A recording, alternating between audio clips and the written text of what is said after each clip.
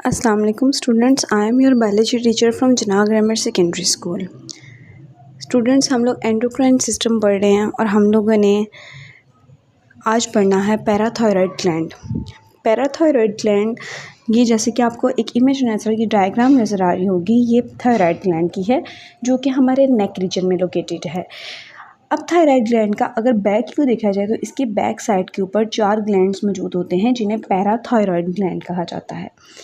Parathyroid gland जो होते हैं, आप एज यू नो के ग्लैंड्स हार्मोन्स को रिलीज़ करते हैं, तो पैराथायरॉयड ग्लैंड जो हार्मोन रिलीज़ करता है उसका नाम है पैराथॉर्मोन। इसका काम रिवर्स होता है। थायराइड ग्लैंड का जैसे मैंने आपको बताया था कि थायरोक्सिन रिलीज़ करता है और कैल्सिटोनिन रिलीज़ करता है, लेकिन ये पैराथॉर्मोन हार्मोन रिलीज़ करता है। इसका काम रिवर्स होता है कैल्सिटोनिन से। कैल्सिटोनिन का काम ये होता है कि उसने ब्लड से कैल्शियम को डिपॉजिट करवाना होता है बोन के अंदर, लेकिन पैराथॉर्मोन का काम बिल्कुल रिवर्स है। इसने बोन में से कैल्शियम को निकाल कर किसको देना होता है, ब्लड को देना होता है।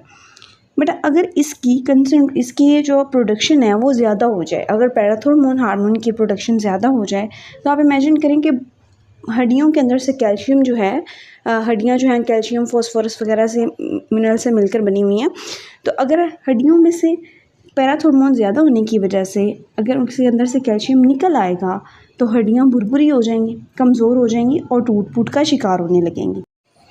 जी स्टूडेंट्स, नेक्स्ट जो हमारा ग्लैंड है पैराथायरॉयड ग्लैंड के बाद वो हमारा है एड्रीनल ग्लैंड। बेटा एड्रीनल ग्लैंड जो है, जैसे किडनी के ऊपर ग्लैंड पाया जाता है जिसे एड्रीनल ग्लैंड कहते हैं। एड्रीनल ग्लैंड को अगर हम इस तरह से इसका स्ट्रक्चर देखें तो इसका जो बाहर वाला पार्ट होता है इसे हम एड्रीनल कोर्टेक्स बोलते हैं, और जो अंदर वाला है इनर कोर जो है इसको एड्रीनल मेडुला बोलते हैं।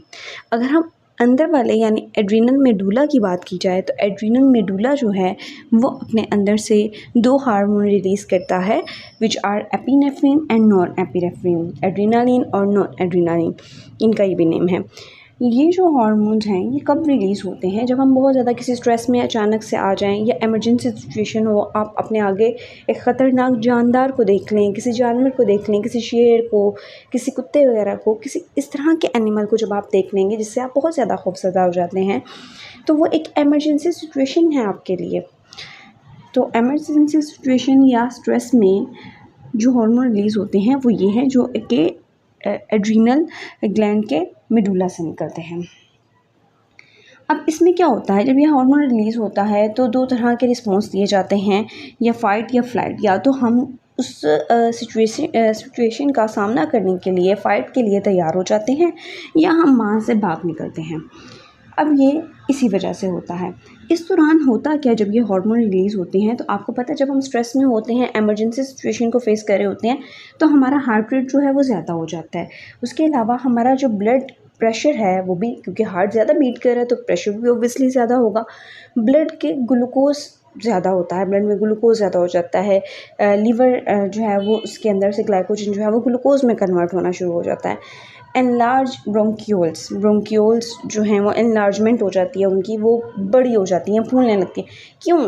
ब्रोंक्यूल्स जो हैं ये उसमें जाने वाली ट्यूब्स हैं जो कि लंग्स में जाती हैं हमारी, ठीक है। तो ब्रोंक्यूल्स जब हम इमरजेंसी सिचुएशन में होते हैं तो हमारा सांस फूलने लगता है, तो इसी वजह से होता है कि ब्रोंक्यूल्स एनलार्जमेंट हो जाती है, हमारा सांस फूल जाता है। डायलेट प्यूपिल, आपने ये भी देखा होगा जब हम बहुत ज़्यादा होते हैं या गुस्से में स्ट्रेस में होते हैं तो फाइट वाली कंडीशन में होते हैं तो हमारी आंखें भी खुल जाती हैं, तो डायलेट प्यूपिल जो है ये उसी लिहाज से है।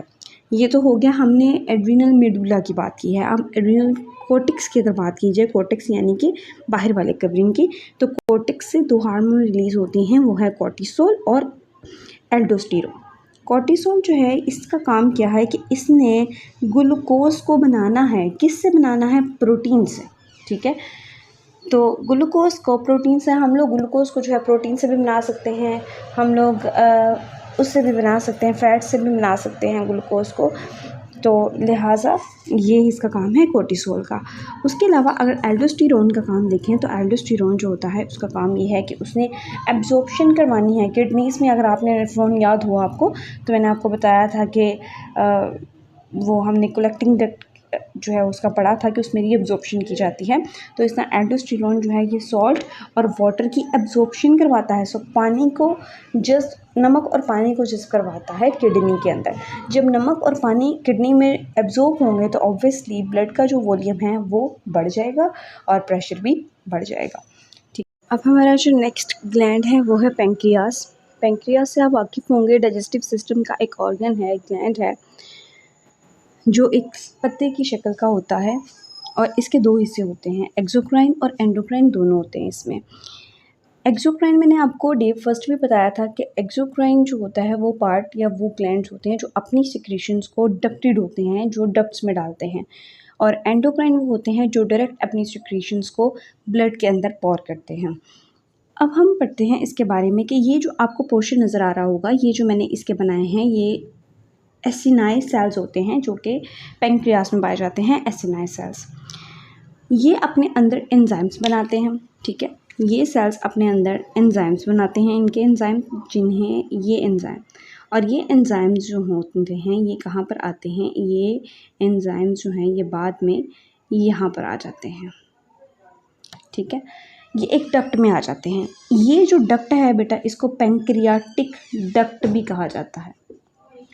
पेंक्रियाटिक डक्ट जो है ये एंजाइम जैसे आप वाकिफ़ होंगे, जैसे एमाइलेज, ट्रिप्सिन, लाइपेज, ठीक है, ये वो एंजाइम पेंक्रियास जो है ये एंजाइम प्रिपेयर करता है और इसी एंजाइम की जो जूस बनता है इसे पेंक्रियाटिक जूस कहा जाता है। और इसी पेंक्रियाटिक जूस को एक डक्ट के ज़रिए से, इसे पेंक्रियाटिक डक्ट कहते हैं, उसके ज़रिए से ड्यूडेनम में छोड़ दिया जाता है ताकि वहाँ पर डाइजेशन का प्रोसेस जो है वो किया जा सके। तो लिहाजा डाइजेशन में पेंक्रियास का कौन सा पोर्शन जो है वो इन्वॉल्व है, वो एक्सोक्राइन पोर्शन इन्वॉल्व है। नेक्स्ट स्टूडेंट हम बात करते हैं अब इसके एंडोक्राइन पार्ट की। एंडोक्राइन वो पार्ट है जो अपनी सिक्रीशंस डक्ट्स में नहीं छोड़ता, जो अपनी सिक्रीशंस को डायरेक्ट ब्लड में डालता है। ये आप कुछ ग्रुप ऑफ सेल्स नज़र आ रहे होंगे। ये जो ग्रुप ऑफ सेल्स होते हैं इन्हें आइलेट्स ऑफ लैंगरहैंस कहते हैं। जजीरा नुमा कुछ सेल्स का ग्रुप बना हुआ है। लैंगरहैंस साइंटिस्ट ने अपने ही नेम से इनका नाम रखा था, आइलेट्स ऑफ लैंगरहैंस। स्टूडेंट्स अगर हम इसको मज़ीद जूम इन करके देखें तो ये जो इसके बाहर वाला जो सेल्स होते हैं ये दो हार्मोन, ये जो एंडोक्राइन पोर्शन है ये वाला, ये जो सेल्स हैं, ये ग्रुप ऑफ सेल्स हैं, ये मैंने इसको जूम किया है और अगर इसमें देखा जाए तो ये दो हार्मोन्स रिलीज़ करता है। पेंक्रियास का एंडोक्राइन पोर्शन दो हार्मोन्स रिलीज़ करता है which are glucagon and insulin. अगर बाहर वाला एक को मैं जूम करूं तो बाहर वाला जो हिस्सा है ये कौन सा बनाता है हार्मोन, ग्लूकागॉन, और जो अंदर वाला है वो क्या बनाता है, इंसुलिन बनाता है। बेटा ये जो अगर इंसुलिन की बात की जाए तो इंसुलिन क्या है, इंसुलिन को ऐसे जब भी आप कोई खाना खाते हैं या जब भी आप फूड इंटेक करते हैं तो आपके ब्लड के अंदर ग्लूकोज का लेवल जो है वो बहुत ज़्यादा हाई हो जाता है। ग्लूकोज का मॉडरेट लेवल ही होना चाहिए, अप लेवल जो है वो अच्छा नहीं है हमारी सेहत के लिए, डायबिटीज़ हो सकती है। तो लिहाजा ग्लूकोज जो है इसको मेंटेन करना है। जब हम खाना खाते हैं तो हाई हो जाता है, इसको मेंटेन कैसे किया जाए, तो इंसुलिन जो है ये इन आइलेट्स ऑफ लैंगरहैंस से जो है वो हार्मोन निकला है इंसुलिन। ये एक ब्लड, लेट्स सपोज ये एक ब्लड वेसल्स है और खून के अंदर ग्लूकोज का लेवल क्या हो चुका है, राइज हो चुका है। फ़ौरन से जैसे ही पता चला कि ग्लूकोज का लेवल राइज हो गया है, ब्लड में डिस्टर्बेंस स्टार्ट हो गई है, तो इंसुलिन ने फ़ौरन से आकर काम करना शुरू कर दिया ब्लड में मौजूद ग्लूकोज के ऊपर और उस ग्लूकोज के लिए रास्ते खोल दिए किसमें, बॉडी के सेल्स के, ताकि वो ग्लूकोज ब्लड को छोड़कर कहाँ पर चला जाए, हमारे जो सेल्स हैं उनमें चला जाए। उन सेल्स में जाकर इस ग्लूकोज की क्या की जाती है, ब्रेक डाउन किया जाता है। इस ग्लूकोज को ऑक्सीजन आती है, वो ग्लूकोज को तोड़ती है और वहाँ से हमें एटीपी मिलती है। तो ये सेल्स में जाके ग्लूकोज की तोड़फोड़ की जाती है और उसके बदले में हमें हमारी बॉडी को क्या मिलती है, एनर्जी मिलती है। अब आपने फील किया होगा कि यहाँ से ग्लूकोज यहाँ सेल्स पे जब गया है तो इट्स मीन कि ब्लड के अंदर, ये जो मैंने ब्लड वेसल्स आपको शो करवाना चाहिए, इसके अंदर ग्लूकोज का लेवल क्या हो गया है, कम हो गया है। अब एक तो यहाँ से लेवल कम हो गया, सेकंड क्या होगा कि जो एक्स्ट्रा ग्लूकोज बच जाता है इसके अलावा भी, वो क्या बात की जाती है, वो लीवर से बात कर ली जाती है, उससे कमिटमेंट की जाती है कि अभी भी ग्लूकोज है एक्स्ट्रा, तो आप ऐसा करो लिवर, आप अपने अंदर स्टोर कर लो उस ग्लूकोज को। तो ग्लूकोज को लिवर के अंदर स्टोर कर लिया जाता है बाद में यूज़ के लिए। तो जो स्टोर्ड ग्लूकोज होता है उसको ग्लाइकोजन का नाम दिया जाता है, ग्लाइकोजन। अच्छा जी, अब जो सेकेंड हार्मोन हमने पढ़ना है वो क्या है, ग्लूकागोन है। अब इन केस की बॉडी में आप फास्टिंग पे हो, आपने खाना नहीं खाया, आपकी बॉडी में energy level, glucose level down हो रहा है, ये तो हम लोगों ने इंसुलिन का काम पढ़ा था कि इंसुलिन क्या है, इंसुलिन ने ग्लूकोज हाई है तो उसको मेंटेन किया, बैलेंस किया, उसको लो कर दिया, ठीक है, नॉर्मल एक सेट पॉइंट पे लिया है। और अगर ग्लूकागोन का काम क्या है कि अगर हमारे ब्लड में ग्लूकोज लेवल लो चल रहा है, हमने हमारे ब्लड को ग्लूकोज नॉर्मल चाहिए लेकिन लेवल लो चल रहा है, तो क्या होगा, कौन सा हार्मोन रिलीज़ होगा, ग्लूकागोन रिलीज होगा। ग्लूकागोन कहाँ पर जाएगा, ग्लूकागोन को पता चल गया है कि किसके पास एक्स्ट्रा हमने स्टोर करवाया था, लिवर के पास। तो ग्लूकागोन हार्मोन किसके पास जाएगा, लिवर के पास। और वहाँ जाके उस लिवर में जाके उस ग्लाइकोजन को किस में चेंज करवाएगा, ग्लूकोज में, और ग्लूकोज को बाद में किस में भेज दिया जाएगा, ब्लड में भेज दिया जाएगा।